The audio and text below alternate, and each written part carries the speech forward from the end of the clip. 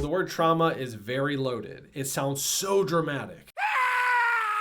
I really didn't like the word, and I still have some problems with it, but I'm coming to terms with it. So if that word just really sets you off and you don't like it, try to think of unresolved issues, or just try to bear with me so I can explain this out. The first definition I want to put up is the most common definition for trauma. Trauma is an emotional response to a terrible event like an accident, rape, or natural disaster. Reactions such as shock and denial are typical. Longer-term reactions include unpredictable emotions, flashbacks, strained relationships, and even physical symptoms. So as you can see by that definition we're all probably used to, it's super dramatic. It's what most people think of when they think of the word trauma. Let me show you another definition. Psychological trauma is damage to a person's mind as a result of one or more events that caused overwhelming amounts of stress that exceed the person's ability to cope or integrate the emotions involved, eventually leading to serious, long-term negative consequences. I like this one better, especially for this conversation, because you can see it's a little bit more general and it's a little bit more subjective of how each individual feels. So with the second definition and what we're going to talk about today, it's really important to remember it's not so much